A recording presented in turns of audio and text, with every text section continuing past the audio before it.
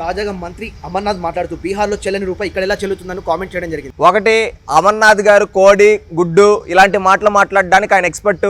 ఆయన శాఖ గురించి ఏమాత్రం పట్టు లేదు. ఇప్పుడు ఆయన నియోజకవర్గంలో కూడా ఆయనకి పట్టు లేదు. ఇప్పుడు ఏంటంటే దిగజారిపోయి జగన్మోహన్ రెడ్డి గారి మెప్పు కోసం ఈ విధంగా మాట్లాడుతున్నాడు. ఎవరు బీహార్లో చెల్లని కాయను ఈయన ప్రశాంత్ కిషోర్ను ఉద్దేశించి ఈ విధంగా అంటూ ఉన్నాడు.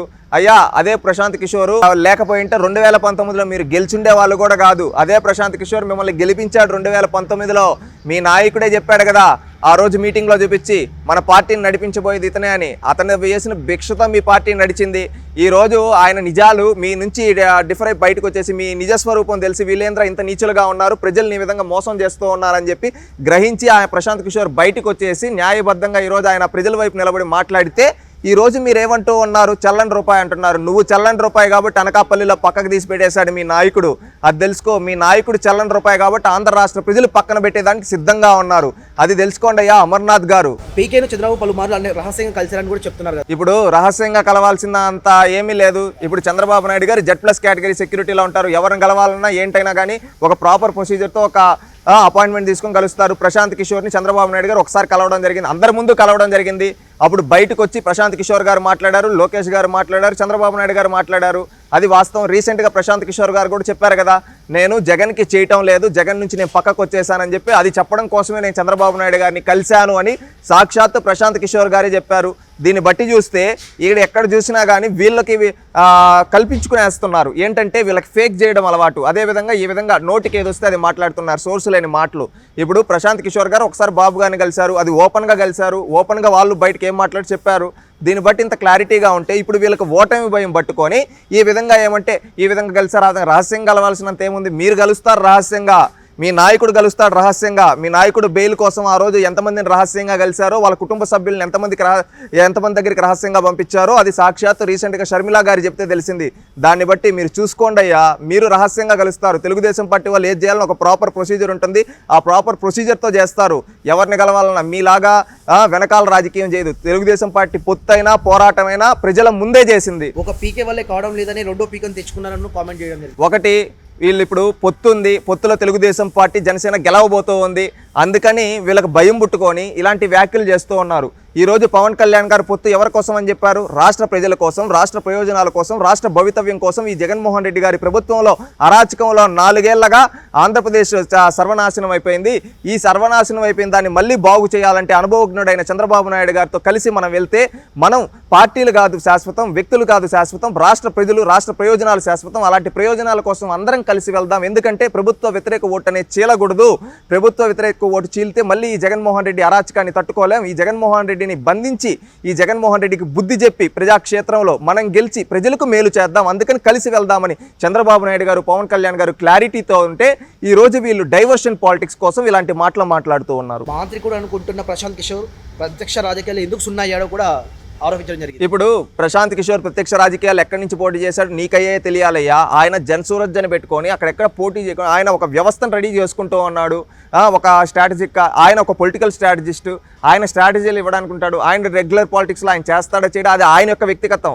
ఆయన యొక్క వ్యక్తిగతాన్ని తీసుకొని ఈ విధంగా అంటే ఇప్పుడు జగన్మోహన్ రెడ్డి గారు పులివెందులు తప్పితే బయట వచ్చి ఎందుకు పోటీ చేయడం లేదయ్యా? మీ నాయకుడు చెప్తాడు కదా, మా నాయకుడు బొమ్ముంటే 175 నియోజకవర్గాలు ఎక్కడైనా గెలుస్తామని. మీ నాయకుడికి దమ్ముంటే అత్యధిక రెడ్డి సామాజిక వర్గం ఉన్న పులివెందుల తప్పితే ఇంకెక్కడ బయటకు ఎందుకు వచ్చి పోటీ చేయడు?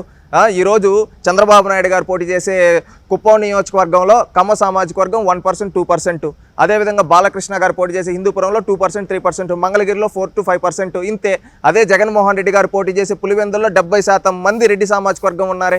ఈరోజు క్యాస్ట్ పాలిటిక్స్ చేసేది మీ నాయకుడు. ఈరోజు పులివెందుల నుంచి బయటకు వస్తే ఏమవుతుందో ఆ రోజు విజయమ్మ గారికి జరిగింది కదా, తెలుసు కదా. ఆ విధంగా జరుగుతుంది.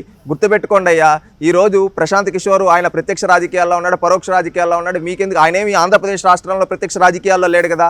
ఆయన సొంత రాష్ట్రంలో ప్రత్యక్ష రాజకీయాలు ఉండి అక్కడ ఆయనకి రాజకీయం చేసుకునే హక్కు ఉంది. ఈ భారతదేశంలో రాజ్యాంగం ఇచ్చిన హక్కు అంటే ఎవరైనా వాళ్ళ రాష్ట్రంలో రాజకీయం చేయొచ్చు, పార్టీ పెట్టుకోవచ్చు. అది రాజ్యాంగం ఇచ్చిన హక్కు. అక్కడ ప్రజలు గెలిపిస్తారా గెలిపిరా అది ప్రజలు నిర్ణయిస్తారు. నీ వ్యక్తిగతం, నా వ్యక్తిగతం కాదు. ప్రజాక్షేత్రంలో ప్రజలు నిర్ణయిస్తారు. ఈరోజు ప్రశాంత్ కిషోర్నైనా, చంద్రబాబు నాయుడునైనా, జగన్మోహన్ రెడ్డినైనా, పవన్ కళ్యాణ్ అయినా, నిన్నైనా కానీ ప్రజాక్షేత్రంలో ప్రజలు ఆశీర్వదిస్తేనే ఎవరైనా విజేత అయ్యేది. లేకపోతే వాళ్ళు జీరోలుగా మిగిలిపోతారు. ఈరోజు ప్రశాంత్ కిషోర్ ఒక్క ఎన్నికల్లో కూడా పోటీ చేయకుండానే నువ్వు ఈ విధంగా అంటున్నావంటే నీకు ఏ విధమైన భయం పట్టుకోందో నేను చూస్తే తెలుస్తూ ఉంది. అమర్నాథ్ గారు ఇంకా మారండి, మారి ఇప్పటికైనా నిజాలు తెలుసుకోండి. మీరు ప్రజలకు న్యాయం చేస్తుంటే ఈరోజు ఇంత భయపడాల్సిన, మీరు న్యాయం చేయకపోగా ప్రజలు ఎవరికి ఇవ్వనంత మ్యాండేట్ మీకు ఇచ్చారు, మీరు దాన్ని ఉపయోగించుకోలేదు. దాన్ని ఉపయోగించుకోకుండా ప్రజలపైన కక్షపూరితంగా వ్యవహరించారు కాబట్టి ఈరోజు మీ పరిస్థితి ఎలా అయిపోయిందంటే, ఎంత ఘోరంగా అయిపోయిందంటే, ప్రజలు మీరు వస్తూ ఉంటే మీ పైన రాళ్ళేసే స్థాయికి వచ్చారంటే మీ పరిపాలన అంత నీచంగా ఉందని. అందుకని ఆంధ్రప్రదేశ్ రాష్ట్ర ప్రజలందరూ ఒకటే కోరుకుంటున్నారు, విముక్తి కోరుకుంటున్నారు, వైఎస్ఆర్సీపీ విముక్త ఆంధ్రప్రదేశ్ కోరుకుంటున్నారు. అందుకని ఏకతాటిగా వీళ్ళంతా తెలుగుదేశం జనసేన కూటమికి మద్దతు ఇవ్వడానికి వస్తూ ఉన్నారు. అదేవిధంగా ప్రశాంత్ కిషోర్ లాంటి వాళ్ళు కూడా వాళ్ళు చేసిన తప్పిదాలు తెలుసుకొని ప్రజలకు మంచి చేయాలి, అందుకని తెలుగుదేశం పార్టీకి జనసేనకి మద్దతు ఇవ్వదామని వాళ్ళు స్వచ్ఛందంగా వచ్చిస్తూ ఉంటే మీకు అది చూసి ఒప్పక ఈరోజు దిగజారిపోయి మాట్లాడుతూ ఉన్నారు. సొంత రాష్ట్రం బీహార్లో రాజకీయ భిక్షగాడిలా మారిన ప్రశాంత్ కిషోర్ మాటలు ఆంధ్రప్రదేశ్ రాష్ట్రంలో ఎవరు నమ్మే పరిస్థితులు లేరని కూడా చెప్తున్నారు కదా. ఇప్పుడు ప్రశాంత్ కిషోర్ని వీళ్ళు ఎందుకు అంత టార్గెట్ చేస్తున్నారు? సూటిగా అడుగుతూ ఉన్నాం. మీకు భయం పుట్టుకునింది, ఎందుకంటే వీళ్ళ లొసుగులన్నీ ప్రశాంత్ కిషోర్కి తెలుసు. వీళ్ళు ఎంత నీచులో, వీళ్ళు ఏ విధంగా దిగజారుతారో, సొంత చిన్నాన్నను కూడా చంపేయడానికి దిగజారని వీళ్ళు, సొంత చెల్లిపైన తల్లిపైనే అక్రమ కేసులు, అదేవిధంగా అక్రమ సంబంధాలు అంటగట్టే ఇలాంటి నీచుల గురించి తెలుసు కాబట్టి ప్రశాంత్ కిషోర్ బయటకు వచ్చాడు. ఏంట్రా రాజకీయాల్లో ఇంత నీచులు ఉంటారా? రాజకీయాల్లో అంటే ఒక హుందాతనం ఉండాలి, ఒక గౌరవం ఉండాలి, ఒక బాధ్యత ఉండాలి. ఇతనికి ఇదేమీ లేవు. అందుకని చెప్పి మనం వైఎస్ఆర్సీపీకి చేస్తే ఒక రాష్ట్రాన్ని నాశనం చేసిన వాళ్ళం అవుతామని రియలైజ్ అయ్యి ఈరోజు ప్రశాంత్ కిషోర్ బయటకు వచ్చి ఆయన యొక్క బాధను బయట చెప్తే దాన్ని వీళ్ళు తీసుకొని ఈ విధంగా రాజకీయాలు పులుముతూ ఉన్నారు. ఏ రాజకీయ లబ్ధి చేత ప్రశాంత్ కిషోర్ చంద్రబాబు నాయుడు వెంట ఉన్నారనుకోవచ్చు? ఒకటి రాజకీయ లబ్ధి అనేది కాదండి. ఇప్పుడు ప్రతి ఒక్కరికి ఒక మనస్సాక్షి అనేది ఉంటుంది. ఎందుకంటే ఒకసారి మనం తెలుసో తెలియకో ఒక వ్యక్తికి సపోర్ట్ చేస్తాం. ఆ వ్యక్తి ఎదవైనప్పుడు, చెడ్డవాడైనప్పుడు బయటకు వచ్చి మనం నేను ఆ వ్యక్తికి చేశాను, ఆ వ్యక్తికి నేను సహాయం చేయడం వల్ల ఆ వ్యక్తి గెలిచి రాష్ట్రాన్ని నాశనం చేశాడు, ఇంకా మనం దానికి ఎట్టయినా కానీ దానికి నాశనం చేసిన దాన్ని మనం ఎట్టయినా బాగు చేయాలంటే ఎవరి వల్ల అవుతుంది? ఒక మంచి నాయకుడు వల్ల. అలాంటి వ్యక్తికి మనం సహాయం చేద్దామనే ఉద్దేశంతో ఈరోజు ప్రశాంత్ కిషోర్ గారు రావడం జరిగింది. కానీ అదేదో ఇంకొకటేటో కాదు. జగన్మోహన్ రెడ్డి గారు నిజంగా మంచోళ్ళ అంటే అందరూ ఆయన చుట్టూ ఉంటారు కదా. ఈరోజు వాళ్ళ తల్లి గారు కావచ్చు, చెల్లి గారు కావచ్చు, వాళ్ళ పార్టీ ఎమ్మెల్యేలు అందరూ జగన్మోహన్ రెడ్డి గారిని చీగొడుతూ ఉన్నారంటే జగన్మోహన్ రెడ్డి గారు ఏ స్థాయికి దిగజారిపోయారో కూడా మనం ఒక్కసారి అర్థం చేసుకోవచ్చు. ఎందుకంటే అలాంటి వ్యక్తులు రాజకీయాల్లో ఉండకూడదు. ఇలాంటి వ్యక్తులు రాజకీయాల్లో ఉంటే ప్రజాస్వామ్యం కూనీ అవుతుందని భావించి ప్రశాంత్ కిషోర్ లాంటి వాళ్ళు బయటకు వచ్చి ఈరోజు వాళ్ళు తెలుగుదేశం పార్టీకి కావచ్చు, ఆంధ్రప్రదేశ్ ప్రజల నాడి వాళ్ళు గ్రహించి అది వాళ్ళు భావ వ్యక్తీకరణ స్వేచ్ఛ ప్రకారం వ్యక్తం చేస్తూ ఉన్నారు. ఏ స్థానం నుంచి పోటీ చేస్తుంది చెప్పకుండా మంత్రి అమర్నాథ్ గారు ఈ రకమైన వ్యాఖ్యలు ప్రతిసారి మాట్లాడడాన్ని ఏ రకంగా చూడొచ్చు అంటారు? అదే ఆయనకే ఏం లేదు. ఈ విధంగా వాగుతూ ఉంటే జగన్మోహన్ రెడ్డి గారు ఏదో కనికరం చూపించి ఏదో ఒక టికెట్ ఇస్తాడులే అనే ఉద్దేశంతో ఈయన మాట్లాడుతున్నాడు. నిజంగా ఆయనకి చిత్తశుద్ధి, నిజంగా ఈయన మంచి నాయకుడు అంటే ఇప్పుడు ఆయన ఇన్ఛార్జ్గా అనౌన్స్ చేస్తుంటారు కదా. ఆయన పోటీ చేసే నియోజకవర్గంలో వేరే వాళ్ళని పెట్టారంటే అతను శాసనసభ్యుడిగా ఫెయిల్యూర్ అని, మంత్రిగా ఇంకెట్టో పోతుంది ఇంకొక కరెక్ట్గా ఒక 40 రోజులు. దీని ప్రకారం చూస్తే ఈయన టోటల్గా ఫెయిల్ అని వాళ్ళ అధినాయకుడు నిర్ణయించాడు. ఇంకేంటంటే వాళ్ళ పార్టీలో బూతులు మాట్లాడే వాళ్ళకి వాల్యూ ఉంటుందంటారు. అందుకని ఈయన రోజు వచ్చి చంద్రబాబు నాయుడు, పవన్ కళ్యాణ్ మాట్లాడితే ఏదోరా అమర్నాథ్ మాట్లాడుతూ ఉన్నాడు, ఏదో ఒకటి ఇద్దాం లేరా, ఏదో ఒక సీటు, ఎందుకంటే వీళ్ళకి ఎమ్మెల్యే టికెట్లు లేరండి. ఏదో ఒక కాన్స్టిట్యున్సీలు ఇప్పుడు ఆయన ఎవరు అనిల్ అని ఉన్నాడు, బాగా గట్టిగా వస్తూ ఉంటాడు, బుల్లెట్లు దిగిందా అని. ఆయన ఏం చేశాడు, నెల్లూరులో అన్నారు. ఈరోజు 3 జిల్లాల అవతల వచ్చి నరసారావు ఎట్లా పడ్డాడు. అదేవిధంగా అమర్నాథ్ కూడా బాగా మాట్లాడుతూ ఉన్నాడు రా, బాగా వాగుతూ ఉన్నాడు. ఇతనికి కూడా ఏదో ఒక టికెట్ ఇద్దాం, ఒక తన్నుదంటే అటుపక్క వచ్చి నెల్లూరులో పడతాడేమో అని చెప్పి ఎక్కడో ఒక దగ్గర పోటీ చేద్దాం అనే దానికోసమైనా కానీ ఈ విధంగా మాట్లాడుతూ ఉండొచ్చు. అభివృద్ధికి తావులేని ఈ రకమైన విమర్శలు ఎంత మేరకు లాభిస్తాయి అనుకోవచ్చు వైసీపీకి? ఒకటి, వీళ్ళు చేసింది చెప్తేనే ప్రజలు ఏ రోజైనా కానీ గౌరవిస్తారు. ఈ నోటి మాటలు అనేది శాశ్వతం కాదు. రాష్ట్రంలో ఏ పార్టీ అయినా కానీ అధికారంలోకి వచ్చినప్పుడు వాళ్ళు చేసిన అభివృద్ధిని చెప్పుకోవాలి, వాళ్ళు చేసిన సంక్షేమ కార్యక్రమాలు చెప్పుకోవాలి.